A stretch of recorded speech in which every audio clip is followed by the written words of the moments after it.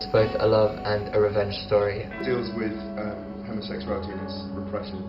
Tragedy and shock and surprise. A sort of basis around religion.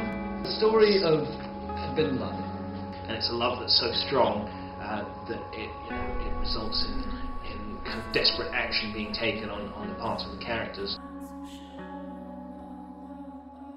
Lilies is set in a prison in Canada. It's a play within a play, so the characters are played by the inmates. That we're all prisoners, and obviously there's females, but it's all male cast.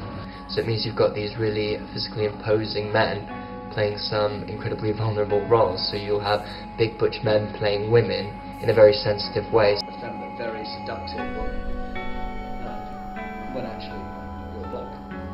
And not very effeminate or seductive. The play starts with the bishop. I have no idea. When I arrived to make a prison visit to see my ex-friend, I have no idea what's going to happen to me. It turns out to be a very elaborate play in which my own life, many aspects of my own life, is being portrayed. Simon, the older Simon, who basically has had to have talked the prisoners into performing this play with him.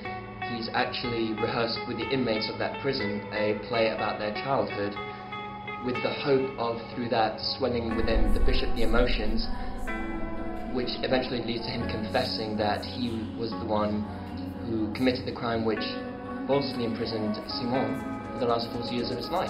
We will jump from the prison in the 50s to the backstory of the main characters in 1912. And the first half of the 20th century is particularly interesting in terms of social change. So it's very fascinating to go back and see the slightly more rigid way people might behave in 1912. Jean Bilodeau goes to school with Simon and with Valier, and he's secretly in love with Simon, but he's constantly trying to struggle with his emotions, because whilst he adores Simon, it conflicts with every single one of his beliefs. And I think there's still a lot of sensitivity towards homosexuality, towards young men growing up and how they feel about each other, relate to each other, and the consequences that could cause.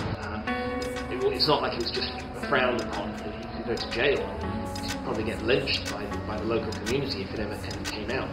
There are some really nice moments, but very tender and very kind of shocking moments. And I just basically tried to find a way to tie all these things in together and to really produce something that was going to affect the audience in the same way that I was